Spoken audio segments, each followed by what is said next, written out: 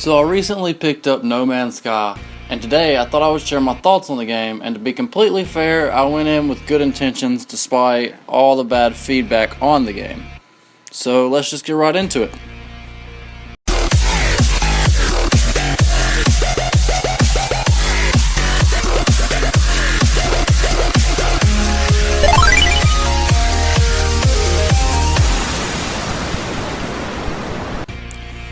No Man's Sky is an action-adventure survival game developed and published by the indie studio Hello Games for the PlayStation 4 and Microsoft Windows. The game was released worldwide in August 2016. The gameplay of No Man's Sky was built on 4 pillars: exploration, survival, combat, and trading. Players are free to perform with the entirety of the procedurally generated open universe, which includes over 18 quintillion planets, many with their own sets of flora and fauna. Players participate in a shared universe with the ability to exchange planet information with other players, though the game is not fully playable offline. This is enabled by the procedurally generated system that assures players to find the same planet and same features, life forms, and other aspects once given planet coordinates, requiring no further data to be stored or received from game servers. Nearly all elements of the game are procedurally generated, including star systems, planets and their ecosystems, flora and fauna and their behavioral patterns, artificial structures, alien factions, and their spacecraft. The founder of Hello Games, Sean Murray, had wanted to create a game that captured the sense of exploration and optimism of science fiction writing and art of the 1970s and 80s, with No Man's Sky being the title.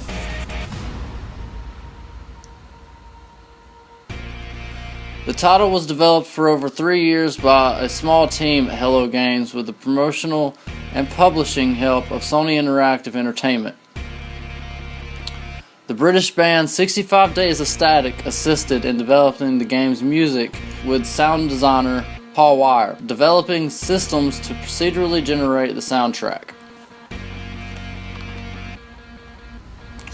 No Man's Sky is a first-person, open-world survivor game that allows players to engage in 4 principles of exploration as stated before.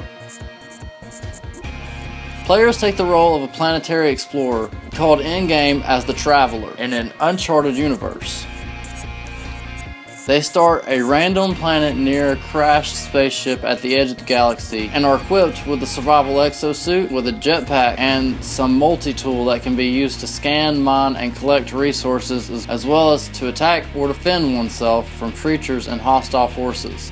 The player can collect, repair, and refuel the craft, allowing them to travel about the planet between other planets and space stations in their local solar system, engage in space combat with alien factions, or make hyperspace jumps to another star system. While this game is open-ended and the player may follow the guidance of the entity known as Atlas to head towards the center of the galaxy, the player character known as the Traveler wakes up on a remote planet near the crashed spacecraft. They receive a message from an entity called the Atlas that offers its guidance in directing the character to make necessary repairs to the spacecraft and collecting the resources needed to refuel a hyperspace jump to get to another solar system.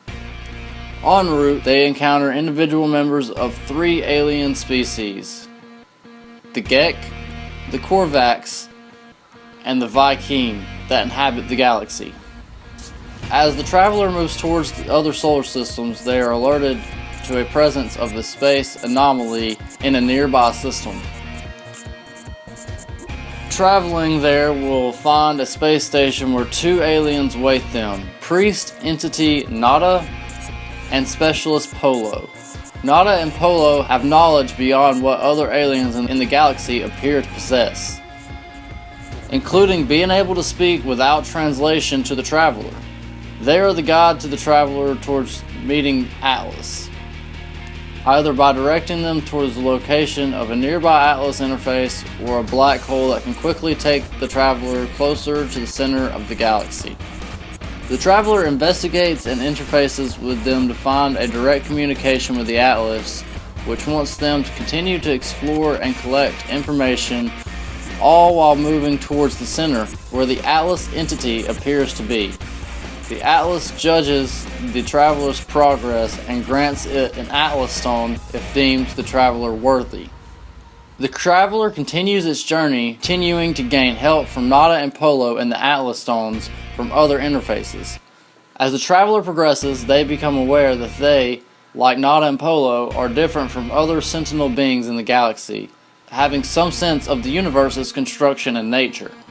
It is revealed that the galaxy itself exists as a computer simulation managed by the Atlas.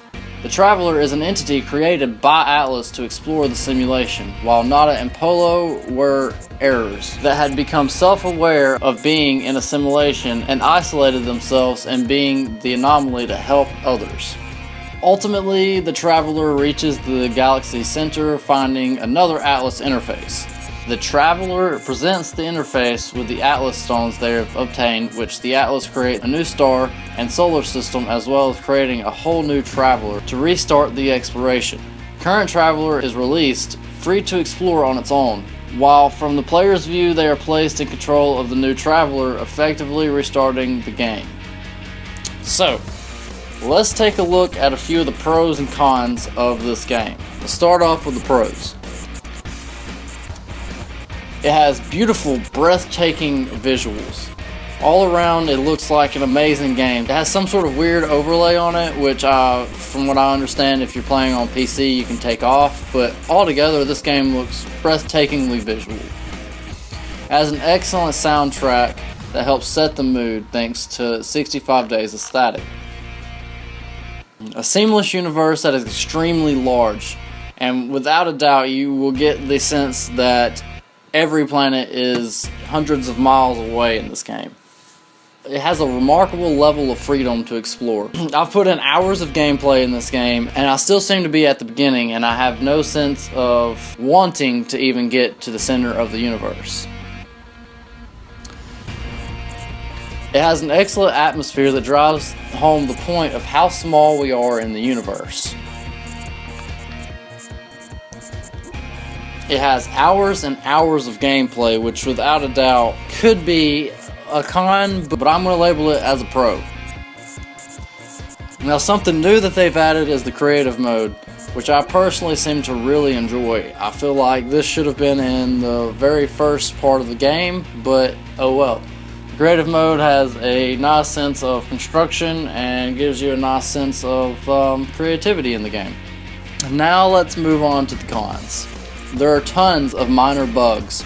You might find yourself not being able to walk in some places. You might find aliens that should be in water kind of floating mysteriously above the water, things like that. There's a few texture pop-ins on top of that. Some of the NPCs lack any real sense of personality. It's such a huge vast world where there's 18 quintillion planets. You would expect there to be more alien species besides the Gek, the Korvax, and the vy'keen. I find this to be really weird and lackluster in the game. It gives you no sense of real accomplishment in the game. There is no real end game in this game. You finally get to the center of the universe just to start all over again. That is a huge con for me.